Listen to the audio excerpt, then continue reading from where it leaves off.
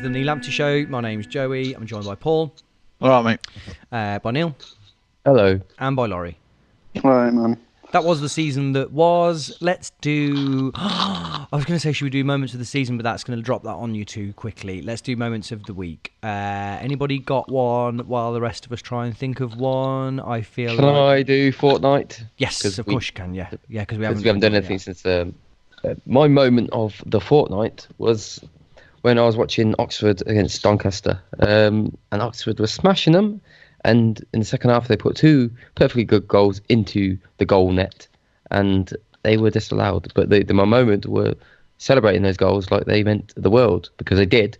And then the bastard ref stole them away. So that would have changed just the outlook for the game afterwards. But yeah, that was my moment, just thinking, oh, this is still exciting for a little bit. A butterfly flaps its wings and we don't go up. It's amazing. Small, finest margins, isn't it? Those two goals and then a load of other different things happening. And we would have been shoo-ins for at least. I'm all about the opportunity. Just extend my opportunity one more day, please. We'll talk about it as we go on today, but it's very difficult to know how to process how everything happened across the course of the whole season, but especially in the last few weeks. It does feel like somebody I saw on Twitter earlier compared it to the Mowbray season, and it's bizarre to think that both seasons we finished 8th. They don't feel like they're even possible of comparing the two, does it? Very different, aren't they? Yeah. Lawrence, any moment of the week for us, moment of the fortnight? Yeah, I was just panicking then, and then I realised that I've actually had an amazingly good moment that I can talk about, which is, I don't know if you guys are aware of this, but Tom Davies does follow me on Twitter, which gives me license to send him messages as and when I please, kind of like a text message, really, and he responds. So when I heard that he was leaving, I sent him a little message just saying, really appreciate you playing. So does Paul. He doesn't want to send something, but me and Paul really appreciate what you've done for the club over the past 2 seasons. Just expecting him to be like, all right, cheers, mate. And then he sent one back saying, thanks, really appreciate that. Do you want a signed shirt? Let me know where to send it. So that was my moment of the week. You could have absolutely killed it by being like, no, you're right. It's cool. To Paul Knowles. Yeah. Can you get Bright Enabakari to sign it? Well, again, another thing that we'll probably talk about during the course of the podcast. I'm going to be sorry to see him go. I think he's been a good player for us, but I understand why he'd want to leave. It's been funny how many people I've spoken to have gone, yeah, it's going to be such a shame to see him go. I remember when he was drinking them cans on the train on the way down to Wembley. Like, that was the main thing that he gave. What I don't really get about the loving is people feeling the need to say stuff that's just patently not true. Like, he posts a picture of him with like McNulty and Grimmer, and all the comments are like, so sad to see you're leaving. You're way better than Willis and Hyam. There's no need to say that just because he's leaving. Like, it's not true. It's okay for him to be good, but not as good as them. Yeah, but the difficulty is, are we going to be able to replace him with some? Oh, we've already replaced him with someone better. He's not even left the building, and he's already been replaced. Is he better? Well, the guy's... he's going to be quite good, yeah. Yeah, we must really be giving him some decent money, I reckon. And he's really highly rated by Burton Albion and played in the Championship. I think he's been... Well, they basically said they can't afford to keep him, didn't they? And he's like... One of their fans like, what do you need to do next season? It's like, replace this guy because he is that good for us. Sweet. He's a really good age as well, isn't he? For a team that's so young, he's 32, which is at the top end of what you'd like... that's not legs have gone completely, but that's probably 2 years of him being 2-year deal. Yeah, the I said it's going to be really. I don't know him all that well. I remember seeing him a bit at Milton Keynes Dons a few years ago and thinking, you look like a good player. I know that he can play the ball really well and he's big, isn't he? I just think he's 4 promotions. He does seem exactly the sort of player that we need. Him, that would be great. Yeah, he might be rubbish, but I've just got a sneaking suspicion that he's not going to be. There's just that feeling around it that says I think he's going to be a good player. Neil, your moment of the week? Already done it, mate. Who am I waiting for then? Paul? There we go. If we're going to fortnight, my moment of the fortnight is us finishing the season in the way that we've played the entire season at home. in sort of quite the second half of that game. Considering we, a win, I know it was hypothetically ridiculous, but a win would have been nice to finish the end of the season at home, and then to be that abject second half was a bit demoralising, really. And that's why sort of football's been a bit queer this week, where I don't really want Liverpool or Spurs to win, but I appreciate the fact that lots of people do, and it's almost made you forget that our season sort of died a little bit of a death, really. It sort of made people a bit more keen about football again and been quite buoyant, which I suppose is quite a good thing. Every year I make quite a big thing of having a bit of a sort of bash for the Champions League final. And I was in the element thinking that we were going to watch Barcelona-Ajax. That is a Champions League final, isn't it? Liverpool-Tottenham is a Premier League game. I just can't imagine, even if you were an English football fan, why you'd be rubbing your hands together and being like, I can't wait to watch Liverpool-Tottenham. You'd be like, this happened twice already this season, and how much more do you need to see Mo Salah? It's not... But isn't the main thing... Oh, we'll never know. Isn't the main thing what? Sorry. The main thing I found most hilarious, and it wasn't something I'd really thought about until I got into the office and saw the Arsenal fan, was the fact that Spurs, who basically can't win trophies and don't win trophies, can win the Champions League before Arsenal. I just find that hilarious. Yeah. Well, they haven't won a league title since the 70s or something, but they can be champions of Europe. But some of the stats going around about Spurs are nuts, aren't they? I think someone posted that they've lost one game more than Cardiff in 2019. And they'd lost something like 7 of their last 10 away games, and yet they're in the Champions League final. Yeah, he's some manager, isn't he? I think is the answer. Bit of a crybaby, though, isn't he? But Harry Kane-less, fucking Llorente playing in the semi-final of a Champions League. There's got to be something said for Pochettino. Anyway, we've got bigger fish to fry. League One. My moment of the week is just by Oggy. It's just been interesting seeing everyone saying what an absolutely amazing fella he is, and you're not likely to find anyone else spend 35 years at the club, are you? It was such a shame that Dion's thing lasted for about 3 hours before the game. That was just so tedious. What was that? Dion, on the big screen they had Dion sort of telling stories and stuff. You're like, this probably would have been alright if I'd watched on a computer screen, but on a big screen, even Oggy gave up interest and was sort of went back to just training Lee Burge before the game. It was like, get on with it, Dion. Well, you've got a TV show now. You don't need to drag this out. I wonder what he'll spend his time doing now, Oggy. His knees must be fucked. A big fella like that, falling down on the floor all the way up to his 60s or whatever, his knees must be in some kind of bad condition. Let's hope they're not. Paul, you're going to lead this this charade of an end of season review, aren't you? Yeah, we're going to try and do this relatively quickly. I thought we'd start with a sort of an interesting topic for conversation. We'll start with everyone's favourite and worst signing of the season. Permanent signing.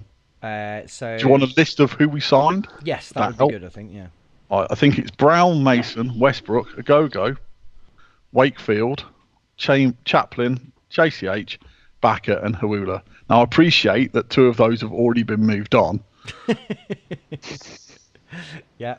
So whether or not you class them as being... when I put this on Twitter, a lot of people gave Agogo a kick in, and quite a lot of people gave Brown a kick in. Mm. So do the esteemed podcasters agree with that analysis? Neil? Well, yeah. Do you want to go first?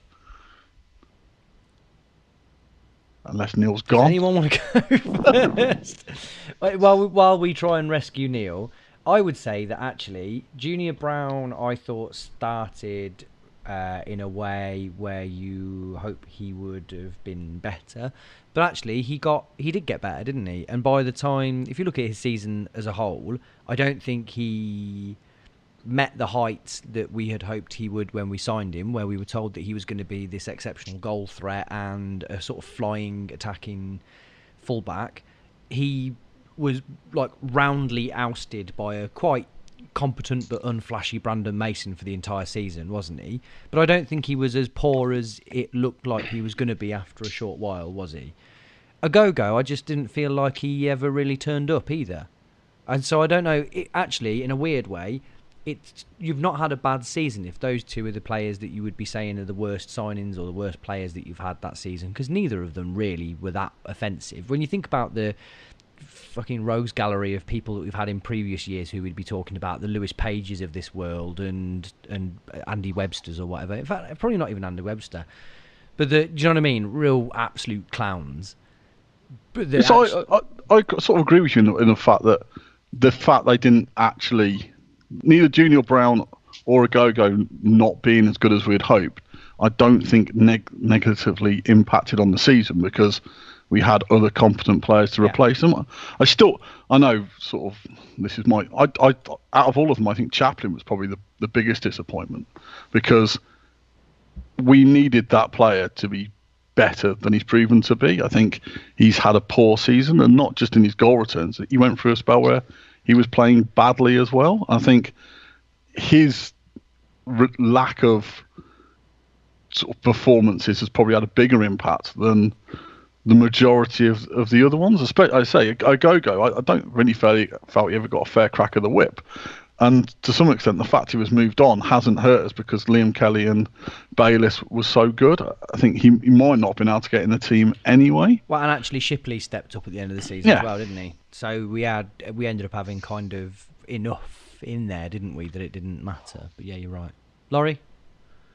Well, I kind of agree with Agogo, but I also think that he was signed to replace Doyle, and because Robbins deemed that he wasn't ready or whatever, Doyle then played way more than he had to, and ended up getting sent to the glue factory, basically, which might have happened a lot more gradually if Agogo had just made that place in the team his own, whereas it was really abrupt.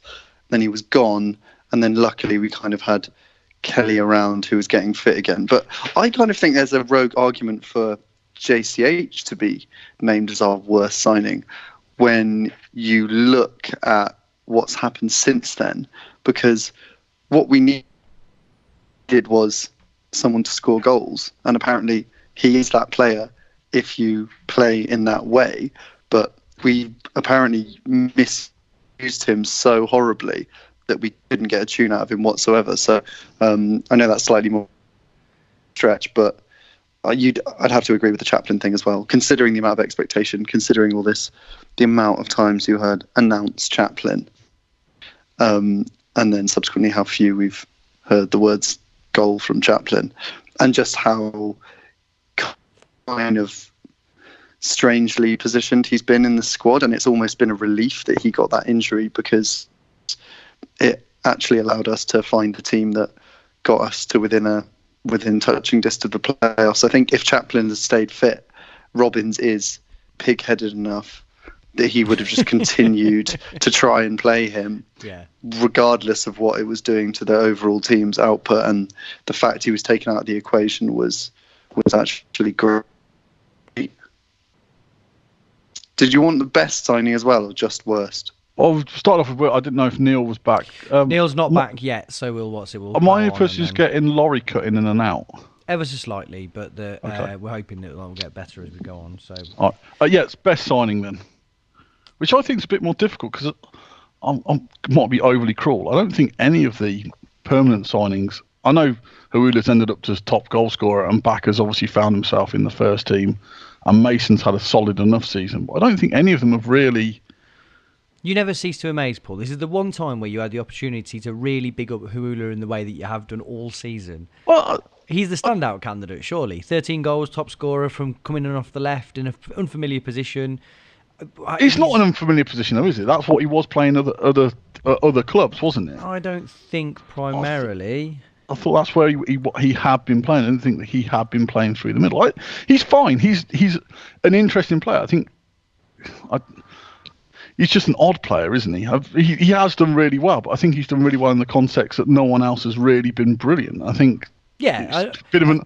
probably a bit disappointing from all of them that no one's been more impressive than Hawula, even though he's top goal scorer. But that's what we talked about before, isn't it? Is that with the comparison is with the season that we finished 8th in League One recently, which was under Mowbray, and that was categorised, or not categorised, but typified, you know what I mean? That was kind of marked out by the fact that you'd got Adam Armstrong, who was incredible, and everyone talks about Murphy and Fleck and Vince Lowe, whatever. But then we had Marc-Antoine Fortuné and Stephen Hunt, and Sam Ricketts turned awful, didn't he, by the end of the season? Was that Henderson year? That was Darius Henderson, yeah. We had all sorts of terrible... But this season is the opposite of that. I think, I don't know about everyone else, but I struggled to... Not because we've had no good players, but I feel like when we had player of the season, it was kind of... Well, I could have given it to maybe 5 or 6 different people, but largely because it was people that had just sort of shaded somewhere between 7 and 8 out of 10. But we haven't... But the worst players probably only been like a 5 or a 6. We finished 8th for that reason, didn't we, I suppose, as opposed to being crazily inconsistent or whatever. I think with Hawula as well, if you look at... He's only scored 13 goals, but if you look at that as a proportion of our overall goals, he's basically been like a 30-goal striker for us. Like, imagine the amount of points those goals have gained us. Like, without him, we're seriously in a relegation battle, I think. We don't need to imagine, because Martin Coleman sent me this last week. Thank you, Martin, and I'm glad that you've just brought that up, Laurie, because this is incredible. Martin, much to the unknown chagrin of his boss, has compiled a list of all of the points that players' goals have earned us. And so let's go round the room. Who is the top point-earning goal scorer at the club this season? Neil? Bakayoko? Laurie? Chaplin? Paul? I would say Hawula. I mean, Laurie, you're insane, obviously. He's just scored some winners, so I was just insanely correct. Oh, yes. Chaplin's goals, really? Chaplin's goals have been worth 13 points. Hawula's have been worth 12. Backer's have been worth 9. Big Backer Boy, sorry, of course, as he's known by everybody. But it's a bit arbitrary, though, isn't it? Because I'm assuming then that Chaplin gets... Oh, actually, no, hang on a second. By the end of the season, Hawula went top with 15. But Yeah, but even so, because I'm assuming Chaplin gets the points for the fifth against Sunderland. But if we hadn't scored 4 before that fifth doesn't mean anything. Or if we'd have scored 8 before that 5th. Yeah, we're on dangerous ground if we start questioning that. But what I'm more interested in, if we're 3-1 up and you score a 4th to go 4-1, like at Bradford, yeah, does that get you points? Hell no. Hell no. Does Okay. the number 2 get you the points? Oh, well, hang on, sorry, yeah, it was it. Yeah, this is saying the winning the goals that were the ones that took it above a winning scoreline, effectively. Okay. So yeah, that's fine. I'm so glad I got that right. Yeah, well, and even though you didn't in the end, but it still is the correct answer, so it's absolutely fine. Yeah, I thought that was really good. Thank you, Martin. Yeah, others on there. Enna Bakari was worth 7 points. Luke Thomas 5, Bayliss 3, Jones 3, Willis 3, JCH only 2. Do you know what I'm going to call that? I'm going to call that a paltry 2 points. Check about that. Paul. Oh yeah. So Neil, you missed your opportunity to say who was the worst player this season. Who was the best player this season? Signing. Permanent signing. Oh yeah, of course. Worst permanent signing. Probably have to be a go-go. Not because I necessarily think he's a bad player, but because he didn't play well for us. So that's how that works. Best permanent signing. Ooh, that is an interesting one. I forgot who we signed permanently, but I'll probably have to go for Hawula, like you. I'm guessing you guys have done, just purely because of the fact that he scored some goals. Well, no, Paul, after saying all season how Hawula was the second coming of Christ, has gone for fucking God knows who. Who have you gone for, Paul? I haven't gone for... but it probably is Hawula, but I don't think Hawula has been... I hate giving that answer. As Neil said, I think it's just a case of... It is him because he's the one who has moderately impressed. But I think if Hawula didn't start next season, I wouldn't be surprised. I think... that's where I think the overhaul needs to be, is in the attacking four. I know, apart from obviously the right back and goalkeeper, where we don't have one at the moment. But all right, we'll carry on. We'll carry on the signings. And sorry, yeah. So Neil we're all sort of agreed it's Hawula, and the worst signing, I think, is just depends how you look at these things. Loan signings. This is a really difficult one. The worst loan signing. A lot of people on Twitter went for Mailer just because basically they couldn't think of another one. Well, it seemed to be that everybody said Mailer and then put a thing in brackets after it that just said sorry. Yeah. So Chaplin. Yeah, Chaplin's loan. Technicality. Someone said that his loan sign, he was actually better as a loan than he was as a full a permanent signing. Yeah. I mean, that probably isn't worth commenting on. I almost think it's worth moving on from worst loan signing, because you'd almost just pick Myler just because. Yeah. So the more interesting discussion is, out of who do you prefer, Sterling, Thomas, or Bright? Right. I said Sterling, I think, or I certainly said Sterling as player of the season, but it could have been one of number 4 or 5. Ena Bakari, undoubtedly for me, had more of an impact in the half season he was here, but that I sort of thought, because he was only here for half a season, I didn't feel like I could really give it to him. So, I don't know. I think I would probably go for Sterling. Sterling seemed to go a bit quieter in the last few weeks of the season, but it's easy to forget that there was a period of maybe 6 months where he was just brilliant, weren't he? I'm going to be really controversial. Am I allowed? Yeah, yeah. It's not just. No, we've all got to toe the party line, otherwise it's just going to be a disgrace. Yeah. I don't buy into the Sterling sort of performance for the entire season kind of line. I think he certainly picked up big time. So obviously he had a rough start and he picked up, and then there was this period of time, and I can't remember how long it was for, but he was. But I think, Paul, you've mentioned this a few times, where it seemed like every single goal that we scored was through him, and that was brilliant when he was in that sort of period of form. And then I'd say it was as we moved into like the final 2 or 3 months of the season, he kind of lost that edge to his game. And this is all it's caveat with the fact that he's a really young player and he's had his first season, and he did do really well.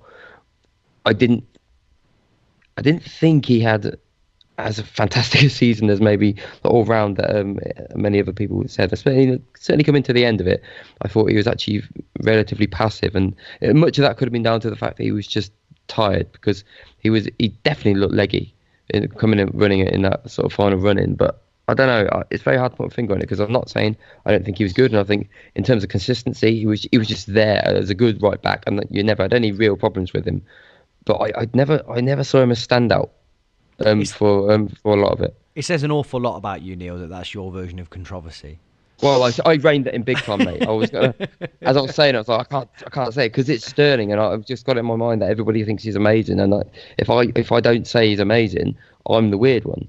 But I didn't see it for a lot of the games. I thought he was actually quite sort of passive. I think that's almost the problem with football, isn't it? It's sort of. There is an argument that Thomas has had a really good season. There's also a contrary argument that he's been pretty crap and been really frustrating. And the reality is that Thomas has been somewhere in the middle. He has been really, really good, but his inability with his final touch has massively held him back, and could be argued has probably held the team back to an extent.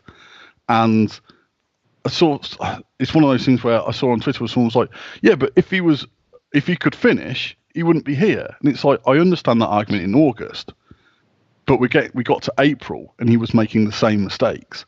That's my issue with Thomas. In terms of Sterling, I think you are right. I think towards the end of the season, he wasn't as cavalier up and down the wing. He was a lot more restrained, where he didn't get forward as much. And over the sort of Christmas, January period where he was creating a lot of chances, that didn't seem to be happening towards the end of the season. I think defensively he was still sound and he still used the ball well, but he wasn't as dynamic. But I think that's to some extent the difference between having, like, a lot of COD fans didn't rate Jacob Murphy towards the end of his spell here because he again was going through that. He was just knackered at the end of the season, and they forgot how good he had been at the start. I think Sterling's just had one of those seasons where he's shown what he can do, but it hasn't been as consistent as you might have liked. But I think he's been, if nothing else, he's been solid, and he had a spell where he was good. For him next season, he really needs to play in the Championship and sort of build on this, which is sort of why he was here. But I think, I think he's been a really good season. The thing with Bright is we only really had him for like 12 games. He didn't have the chance to go through that natural dip. That he might not have had it. But also, as I said on previous pods, for me, he didn't do enough in the home games to really sort of be the dominant player I hoped. I think, as I said earlier, I think you could legitimately argue any one of those three as being loan signing of the summer. I think if anything, the positive about it is the fact that we've got loans who haven't had the attitude issues we've had in the past, who haven't been shit. They've been good loans, they've been strong loans, and they have added to the team. Yeah. That's what you want out of it.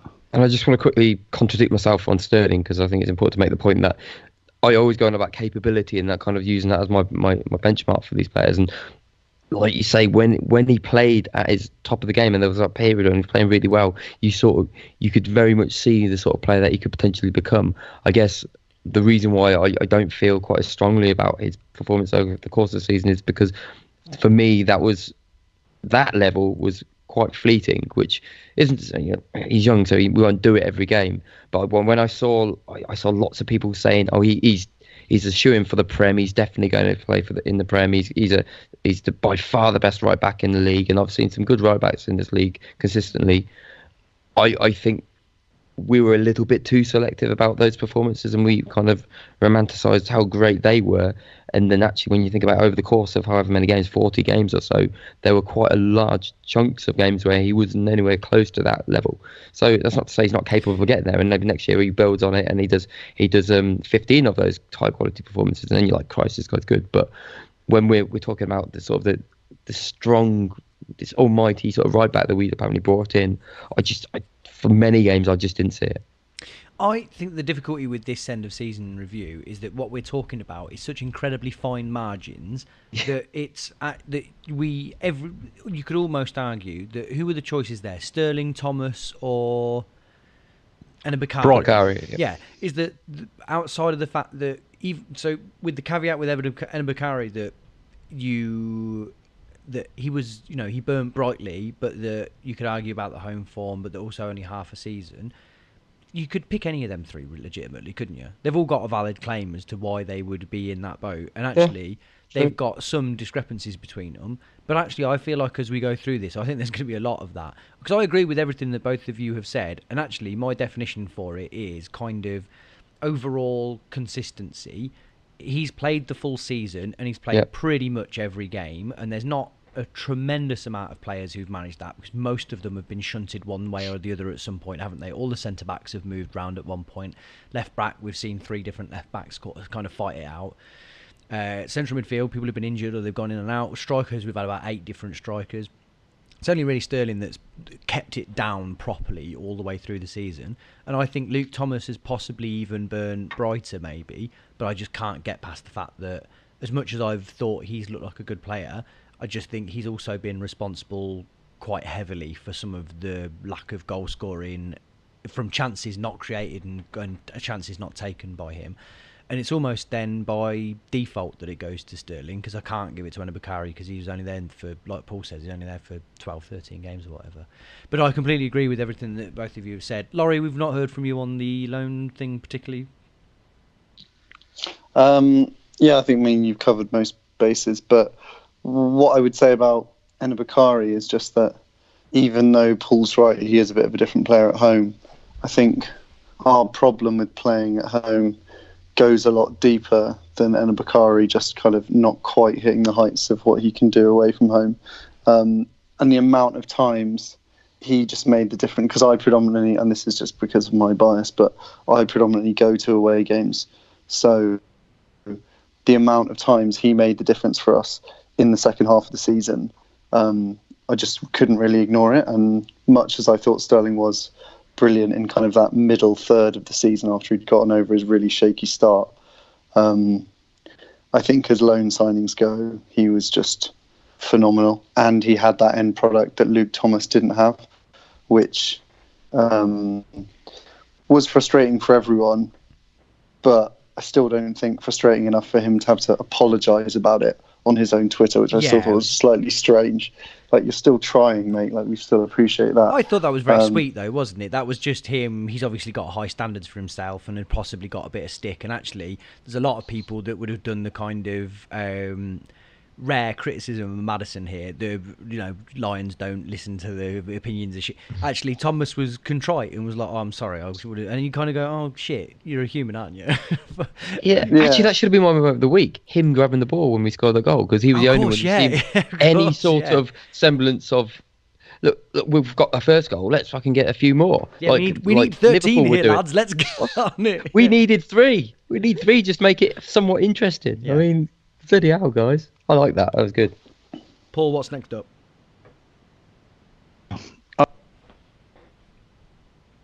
I'm going to fill the dead air here while Paul's connection comes back in. Paul, what's next up? There we go. Funny that Laurie should sort of comment on Bright home and away. It's a really quick one, because it's one of those topics that could go on for hours. Obviously, our home form wasn't particularly good. In reality, we picked up 3 more points at home this season than we did 2 years ago when we got relegated. We scored the third. Yeah, we scored the third lowest number of goals in a home season when we played 23 games. The other 2 were the year we got relegated, and if anyone can remember back, the Gary McAllister year of doom, which was fucking horrid. We just didn't score enough goals. Amazingly, I'll put this positive spin on this as well for all those people out there who care. I think this is also the lowest number of goals we've conceded at home in the same period. So, give it one hand and take with the other way around. Actually, I lie. The first season we got from the Premier League, we only conceded 19 at home. So, only conceding 20 at home is pretty good going. Without going into a massive diatribe, any particular reason why we were particularly poor at home that anyone can throw out there that's mildly different from what the rest of us are thinking? Dog shit pitch for both teams. That's why there's no goals. That's one of my reasons anyway. I think the fact that nobody's scoring, we're not scoring. It's just we want to play we try and play a certain way, and while there's always the argument, the other team, they've got to play on it as well, and that is fair. But the fact of the matter is we're set up to play a certain way, and they just don't seem to be anywhere near as fluid at home as they are away. And much of that seems to be down to the fact that it takes them about 4 times to control the ball. But that's just one of myriad reasons. To be fair, though, our away form, we only scored 6 more away from home, and 5 of those were against Sunderland. But it's different. The nature of the performances and all that sort of stuff. I sort of understand that argument. My disagreement with that argument is it's League One. There are a lot of shit pitches in League One. I don't think ours is. Ours isn't the best. Honestly, though, there's something. There's a lot of bad ones. It's just there's something really just obscure about our pitch, and you get crappy muddy pitches and stuff, but it's just this arbitrary bounces of the ball and all that sort of. I don't know. That's just like I say, it's one potential reason. I do take your point. Have you got Paul? Well, I think this is. Mark Robins is incredibly good away from home, and I think his stats are phenomenal away from home. Like, he wins over 50% of his away games, and the last time he was here, his away form was brilliant, and our own form wasn't particularly good. We really did under Mark Robins. We always seem to attack with 4 players. We have 4 normal attacking players, and you can look through the players who've scored this season. I think Bayliss has got 3, Shipley got 3, Kelly didn't score, Doyle got 1. From defence, Hyam got 1, Willis got 1. So from your non-attacking players, you've got around about 10 goals. And I think at home, where teams sit because they don't want to, they're happy to get a draw or nick a goal, I think we struggle because we don't get more players into the box, which is why we don't score as many goals. I think we don't look to score from lots of different positions. And the fact that the front four we had, if we'd had them all season, they might have scored more goals. But I think that our issue is the way that we attack against teams who are quite happy to sit, which is why our away record against the top teams is so good, because when the team's open, when the game's open, I think we're a lot better. I think the pitch does come into it to an extent, but I think it's just a case of, we went to Rochdale, the pitch was shit, but we won 1-0.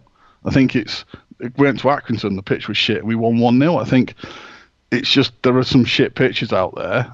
I just think when teams are at home, they open up against us. We need to learn, and Robbins has got to learn how to adapt to those situations. And also, I think he's not very good at using his subs and tactical substitutions late on in games. Again, this season, we if we went behind at home, we didn't come back to win. I think that's something we've got to, that's something we've got to overcome. That's something we've got to develop. We haven't, since he's been back at the club, we haven't come from behind at home to win a game. And you could say, well, in the last 2 seasons at home, we've won 22 of a possible 46. And it's like that's where we've got to improve, because our away form was as good as anyone else. It was 7th at the best in the division. Our home form was about 11th, 12th, and that's why we didn't get into the playoffs. It's that we've got to improve on. In terms of reasons for not winning more games, could it not also be missing? I know this sounds like a very blunt way of putting it, but that we missed phenomenal good chances. Yes, just over and over. Well, that's what I'm looking at. That's what I'm looking at now, is just that experimental 3-6-5 guy, and we're basically identical with Charlton and Sunderland in terms of shots taken and shots faced, and they've scored a shed load more goals than we have. Like, it's quite simple in that way, although that graph is slightly confusing because Shrewsbury look like they've wildly underachieved, because they're not very far away from Luton in terms of shots taken being very high and shots faced being extremely low. So their problems are even worse than ours. But the fact we're basically identical, our dot is on top of Charlton's dot.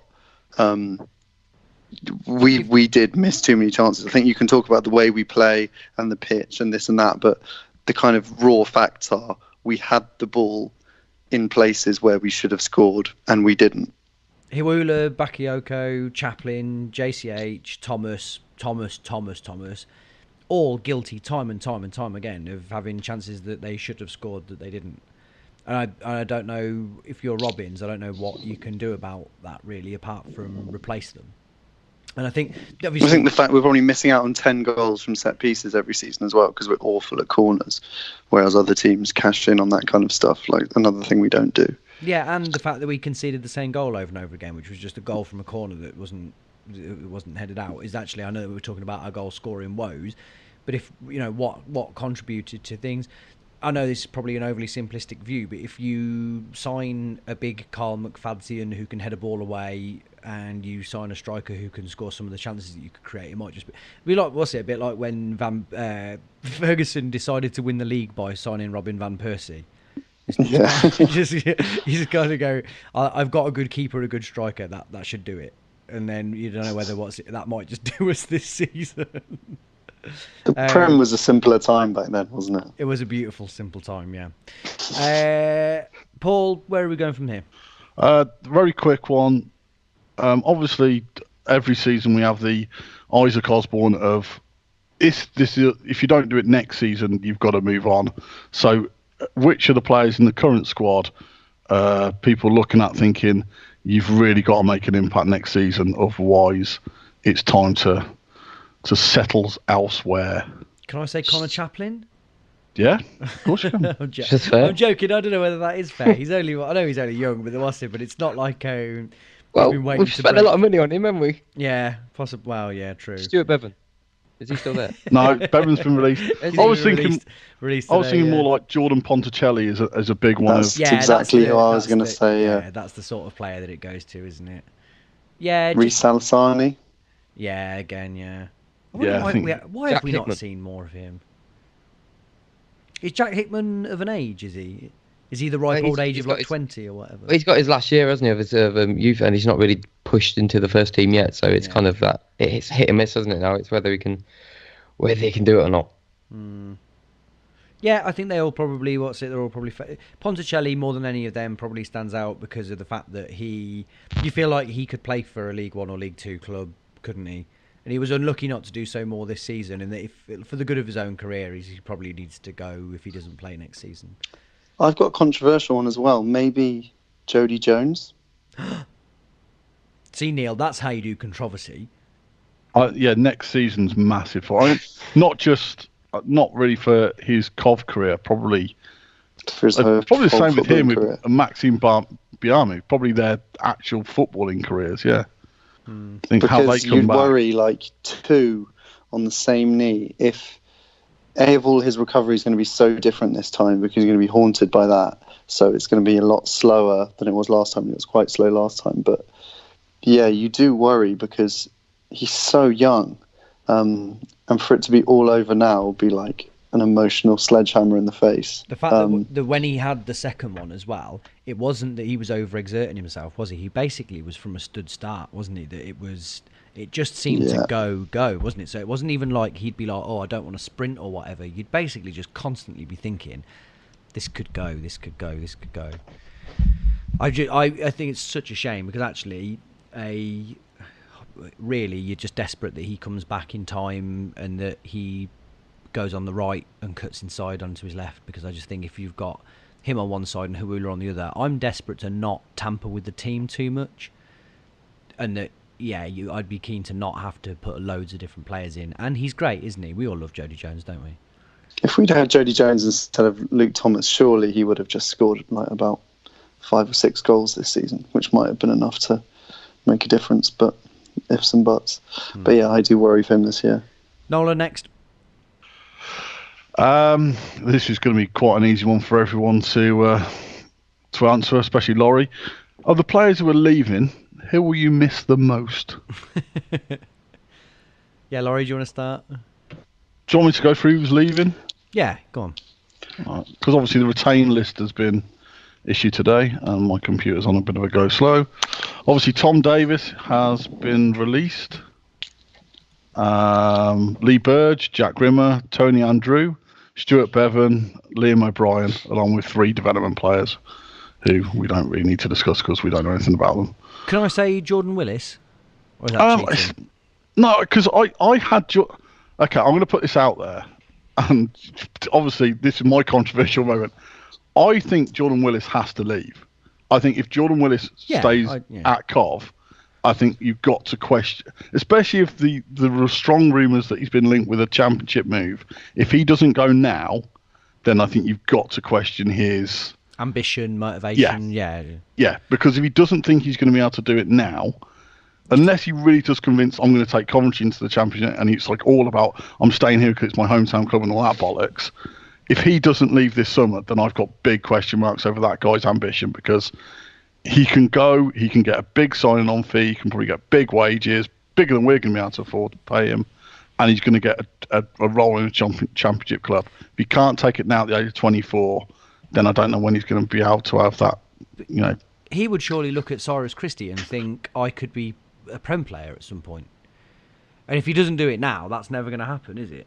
I'm not saying that he's good enough to play in the Premiership eventually. I'm saying that actually if you were a footballer and you're 24 and you've played 150 games like Willis has, at least, possibly even more, is you would think, I'm going to go to the Championship now and show everyone what I can do and whatever. And good on him. He doesn't owe us anything. He's been a fantastic servant for us and has been a very good player for a lot of that time. I know we've talked about how good for quite some time. But you'd be pretty churlish to say that he hasn't been good for a long period of that, has he? And I think I think fair play to him. You crack on and go and show everyone what you can do. I really hope he does fantastically well wherever he goes. But you're right. But that very reason means that we will miss him, won't we? Yeah, I still have issues over his inability to pass, and I know that's going to be the way. That's just me, and I've, but he has been a great servant. He has been here for he made his debut when he was 16, 17. He did, yeah. So he's been around. I think he played in the Championship, so he's been here. He's done his service. He's done everything. He doesn't owe us anything in terms of we paid for his development. He's paid us back because you have to pay someone better than him to come in and do the job he's done. So he's played 208 games for us. Yeah, that's a lot, isn't it? Yeah, for a 24-year-old or whatever he is. Yeah, and he's got into that position where he deserves the chance now to go and play in the Championship if someone's prepared to give him that chance. I think he's got to take it. He's got to take it with both hands and basically prove someone like me wrong that he can make it at a higher level. But I think he's got to do it. Neil, who are you going to miss? My joke answer is Tony. Definitely going to miss Tony. My real answer, Jack Grimmer. I said it a few times. He's my kind of right back. I think he's, in many ways, just the intensity that I want from my right back, and that's just it really. I thought he was great for us in the league below. Obviously, he didn't go for us this year, but we had a perfectly solid right back, so there was no real issue there. But the fact is, he's not there anymore, and I quite liked him. So yeah. Whether he'd have been a brilliant League One right back is moot. He was very hard done by, wasn't he? I think, that's just a fair point, isn't it? And I think nobody disagrees with the fact if it was, we all understand if Robins pretty much must have been offered Sterling, and nobody in their right mind is going to turn down that sort of standard or that sort of stature of a right back based on what he's done in his kind of young international career and all that sort of stuff. You just don't do it, and it's a real shame for Jack Grimm because of everything he did, and it came at a really harsh time. But that being said, I always liked him as a footballer, so that's why I'll miss him. But I get why he wants to go. Lawrence? Yeah, I have just a couple of quick eulogies to go through. Obviously, Tom Davies, I loved the way he played, especially in League Two. But I think he was a big part of that, bringing the fans and the players together last season. Just with his manner was really key to that. So even though he was a good player, I think the way I felt about the team for the last third of last season was on a level I've never experienced before, and I think Tom Davies had a big part to play in that. That's a really good point, yeah.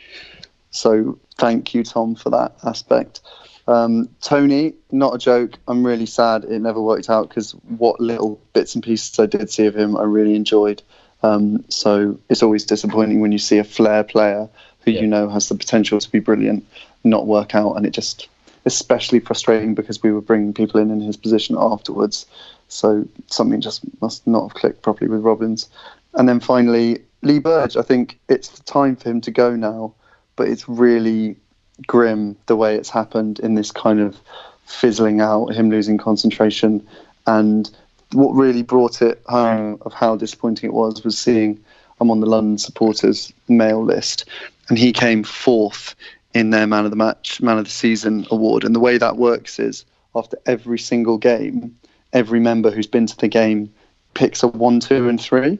So to come in the top 4 or 5 of that, you've got to be on a week by week basis performing extremely well. So if you think maybe 4 or 5 games this season, you probably would have got 0 out of 10.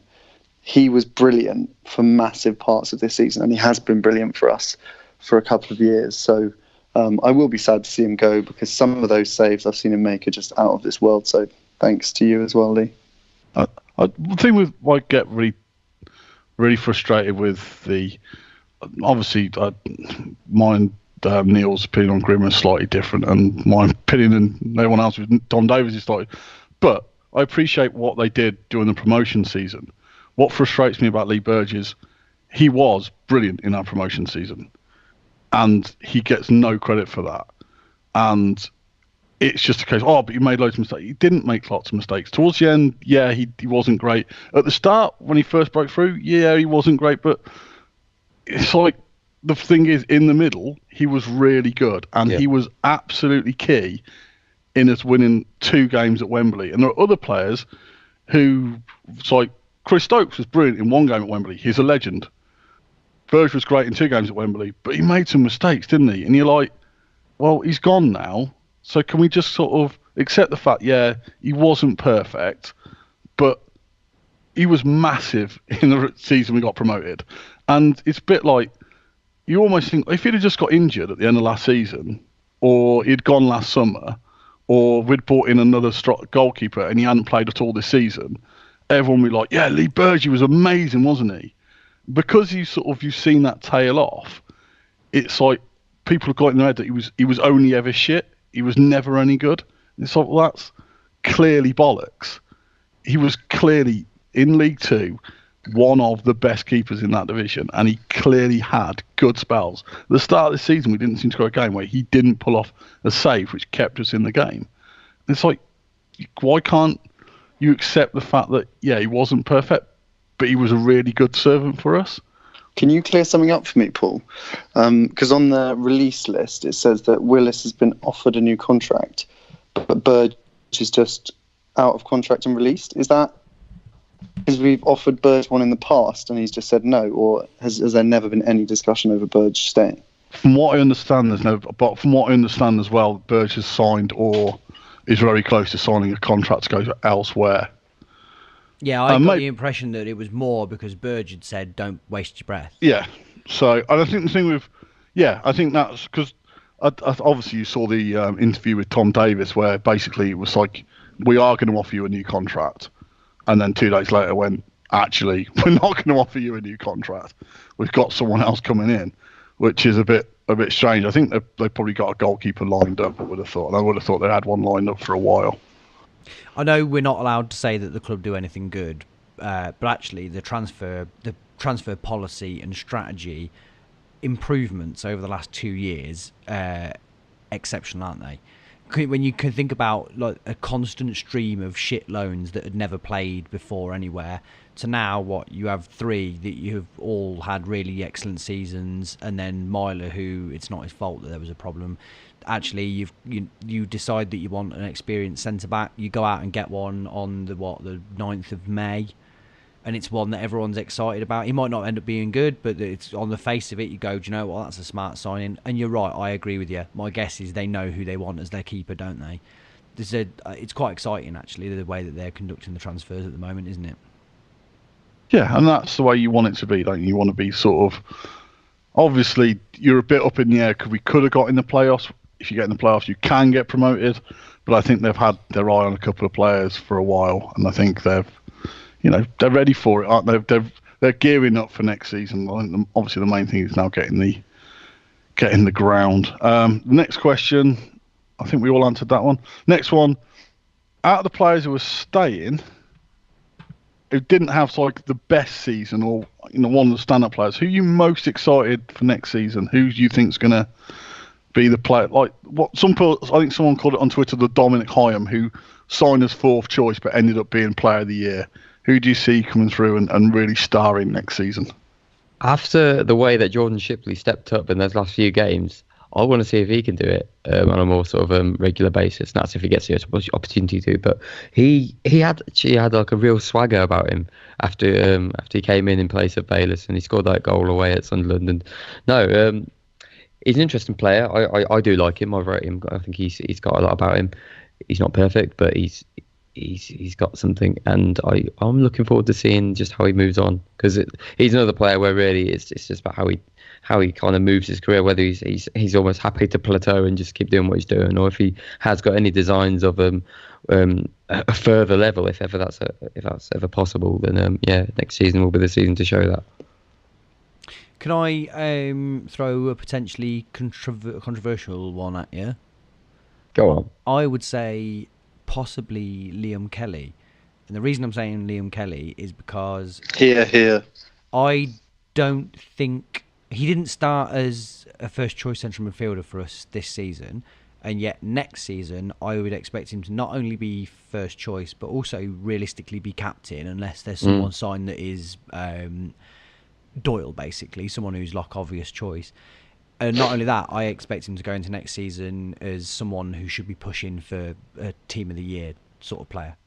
Because if he starts the season how he ended it, and can maintain that level throughout the season in a team that I'm really hoping is pushing for automatic promotion next season, I see him as being quite central to all of that. I don't know about you guys. Is that too much? No, especially when you consider the feedback that you get from away fans to his, especially later performances. Made a bit of a noise there. Can anybody still hear me? Yeah, I can still hear you. It's fun. Good stuff. Yeah, so that's what I found was really telling. So obviously we watch him and we see he's a sort of action player, and those final few weeks he really stepped up. But then when you kind of go on the forums and you look at Twitter and you see what the other team are saying about your team, and so many of them sort of pick him out as like dominating the midfield, which is odd for us because we over the years we've rarely dominated midfield like he's been doing. I wondered if Tom Bayliss. I wonder whether Championship clubs had come to look at Tom Bayliss and had gone back and their scouts had said Tom Bayliss is a fantastic player, but they've got this player called Liam Kelly who's better. Do you know? Does that make sense? They'd go. We came to look for what their star central midfielder, and we did, but it wasn't the one that we thought it was. I just think I just think he's been exceptional these last few months, hasn't he? But that was what my Wimbledon mate said when I watched it with them. I was like, "Watch out for Bayliss," and they didn't notice Bayliss. Were like, "But who's playing alongside him? He's bloody incredible." Yeah. So I would go for. Well, apparently that wasn't controversial at all. Then. Well, I think the only controversial thing is you put him there instead of sort of up for Player of the Year this year. I just think he just got into it too late. The same as I would put Enna Bakari as Player of the Year if he'd have got there sooner. I just don't think he played enough for the season. That's why I said Sterling in the end, because I don't think Sterling was as good overall as Kelly or Enna Bakari, but that ultimately he played he must have played 40, 50 games, Sterling, and that I always think your Player of the Season has got to have played all of the season. Kelly played 25. That's not a lot. We're not in how many games did we must have played 50 games this season. I don't really league games. I mean, yeah, but there are cup games as well. Was it 25 out of 50 is half a season? That's not a whole season. But if you look at it over the concentration of the games that they played, there were better players. But Sterling, I think, of the players who played that many, he was head and shoulders for me. But that's not saying that I'm right. That's just how I view it. Have we done Player of the Season? No, I was going to end on that. Okay. I'm a bit with Neil. I really like to see how Shipley develops. I think he does have a certain swagger. He can still be quite frustrating, and I think he's going to be one of those players who can occasionally just pass the ball completely out of play for no reason.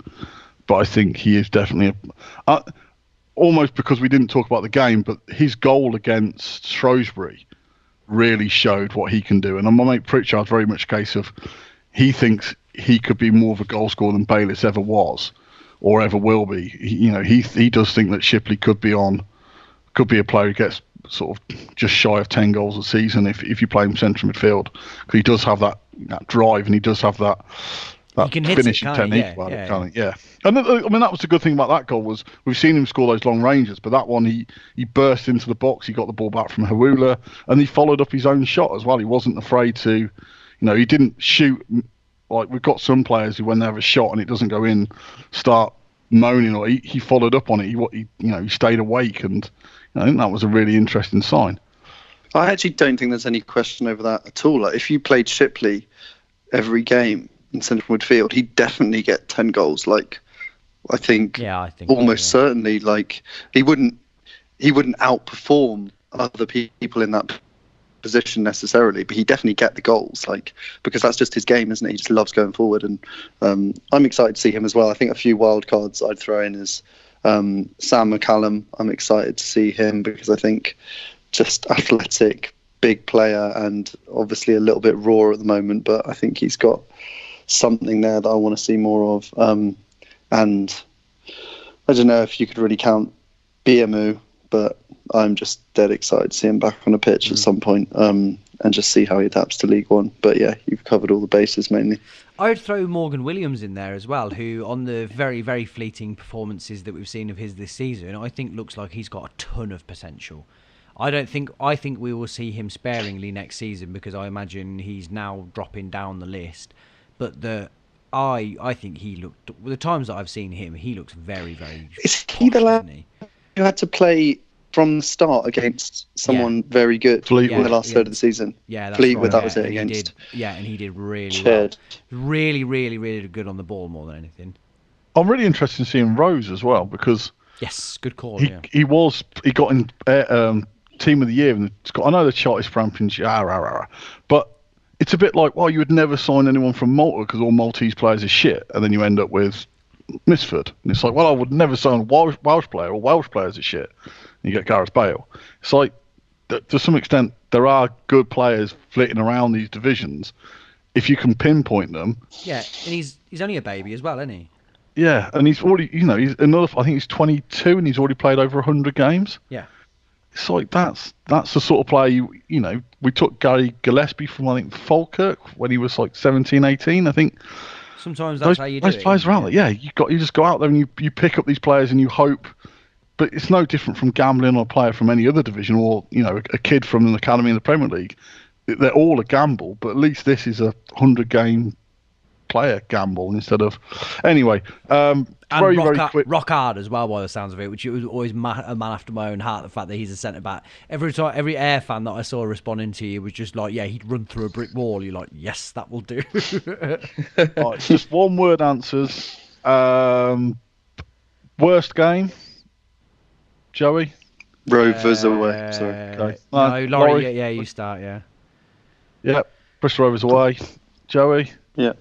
No, come back to me. I can't work it out yet. Neil. Shrewsbury. Home. Yeah. For me, it's Blackpool away. God, that was awful. Yeah, I mean it's Blackpool away for me as well. Yeah. Best. Oh, it was 2-0. It was on the iPlayer. Basically, it was the game where Bakayoko came on for Biamu and then got subbed off because he was so bad. Yeah, I watched it at my mum's and was just nearly. I just nearly threw my phone out of the window because it was just turgid. And then best game. Oh, Sunderland. I can't see Sunderland. You can't see plastic. Can you? Sunderland or Charlton away. Yeah. Oh man. Southend away for me. Jody Jones scoring the winner. That was just I couldn't have made that up. It's Sunderland away for me, actually. That was ridiculous. It didn't mean anything. Absolutely absurd, wasn't it? But it was just a great game, though, weren't it? Because it was all of the goals were insane as well, weren't they? 3 of them bounced in off someone else that you just couldn't have predicted. It wasn't a real football match, was it? Yeah, it was just a one-off madness. Paul, what would you pick? I didn't go to any of these fun away games. I went to we won a couple of games 1-0. While I wasn't there, I think the win over Peterborough, because with 8 games to go, that put us that was good massively Yeah. and I think we were 1 point off the playoffs with 8 to play. Dominated vast ways of that game as well, didn't we? In the first half, looked very, very good, didn't we? And then we had Oxford at home the weekend. The next 2 of the next 3 games were Oxford and Bristol Rovers at home, which were, yeah. I mean, I'm going to cry, man. As I say, if you look at a very quick if you look at the season as a whole, I don't know if you saw my tweet earlier. It's been very much a season of streaks. Yeah. But I mean, that you sort of teams forget we went on that ridiculous spell where we won 3 in 15. If we'd have picked up another 2 victories in that time, it's just frustrating. I think everyone's got. If we give everyone a final sentence on the season, I think for me it's been a good season. I think I'm happy we finished 8th, but I still find it. I think it's been a frustrating season. I think 6th was. I don't think we were. The top 5 were the top 5, and the top 5 were really. I think the top 5 were some of the best top 5 teams I've seen in League One since we've got relegated. I think the top 5... That's not a bad shout, yeah. It's a much higher quality upper end, isn't it? Yeah, I think any one of those could have easily won the title in some of the years we've been in this division and seen some of the shit that's been promoted. I think the top 5 were good sides, but 6th was very much... You could almost say that we should have been closer to 6th than we were in the end. We could have got there if we'd have just had a couple of better. That was a long sentence. Yeah, it was a long sentence. Proust. Yeah. Go on, Laurie. You're going to sum the season up in a sentence? Go on, Hemingway. What fucking brevity are you going to give us now? The renaissance of Bakayoko. Filth. Get out of here. Neil? Wasted talent. Oh wow! No, missed opportunity. That was a reference to David Brent. I apologise. Fair dude. No, missed opportunities. Wish more people gave a shit about going up, but I'm ready for next season already. I would say great platform to build our automatic promotion charge for next season. That's the spirit. We won't do worst player because what's the point? We'll only do one word. Best player of the year. Laurie, you start.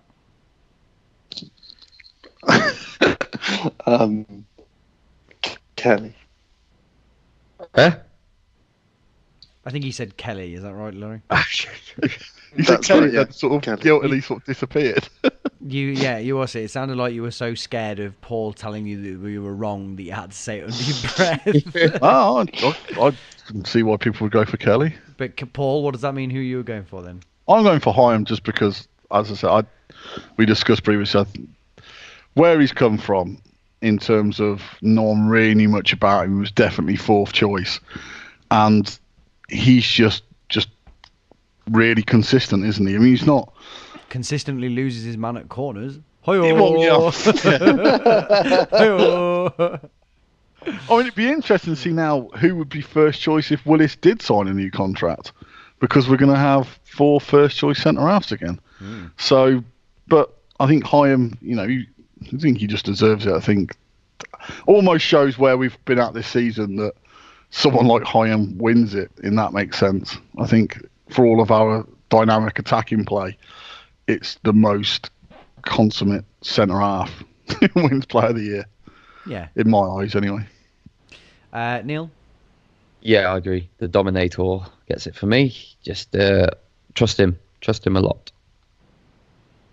And yeah, I know I said before I went for the Douche. But I think you could give it to Hyam. I think you could give it to Kelly. I think you could give it to Sterling. I think you could have an argument for giving it to Enda Bakari just because, even though it's half a season, and even though it's not a perfect half season, you'd struggle to think of many players who've had such an overall impact on the team in the way that he has. Even just the fact that he was playing not as a striker and has scored 1 in 2 almost, and his overall sort of the team, as soon as he got into it, the team is built around him, isn't it?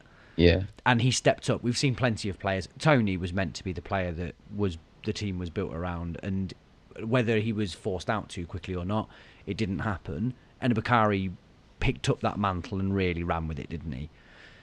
So I think you'd have an argument with that, but I would say this. I'd go for what is a really boring option and say Dujon Sterling, because I just thought over the course of 50 games, he was exceptional for about 20 of them. He was perfectly fine for 20 of them, and he was, pretty poor for 10. So that sort of, that's somehow I'm just almost talking myself out of it as I go. But yeah, no, I like those numbers. Yeah. Any final questions, Paul, or are we all seasoned out? I think that's probably. I mean, obviously, us being all Hardy Cov fans could spend another hour regaling stories of the season gone, but I don't think anyone wants to listen to that. So regressing suggests that this is some sort of therapy, but I'm sure that's not the case. That's not the case. So yeah, I think the main thing now is get the Rico sorted for at least another season, and then next season is, I suppose, the next season the target has to be promotion, doesn't it? I mean, we've set ourselves up. Imagine. I don't think it. So I think the aim has to be promotion, doesn't it? That's the thing. I think that a club of our resources now, and a club that is, at least in some extent, set up to achieve, that isn't trying to completely rebuild itself year after year, player-wise and everything, that's had a good season this season and is looking to spend the money to kick on.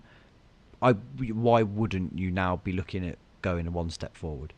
I just think every team in this division at this moment in time has got as much chance of winning promotion as anyone else. I think that's how it works in League One, isn't it? You can have, as we showed the last time we finished 8th, the next season we got relegated.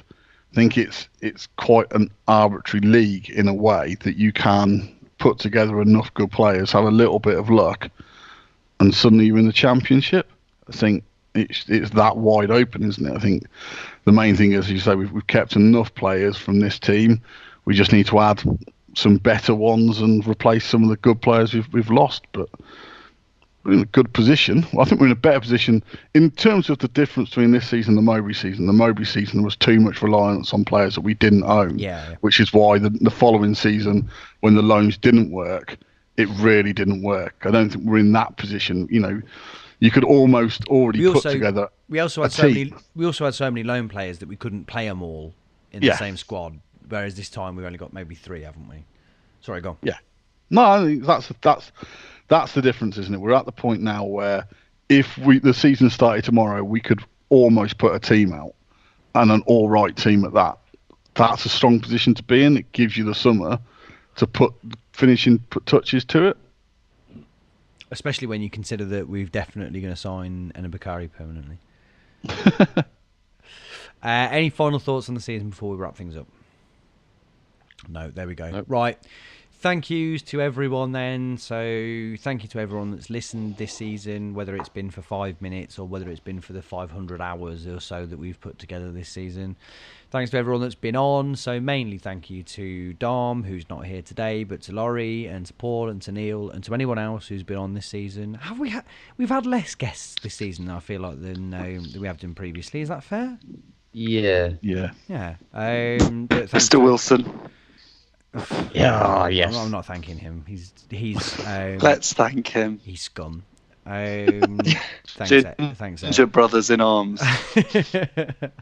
Yeah, thanks, Ed. Thanks to everyone. And thanks to you, Joey. Yeah, cheers, Joey. Guys. Oh. Guys. We'll be back next season for season 8. Is that too many? It can start to go down here from here. Everybody remembers Red Dwarf.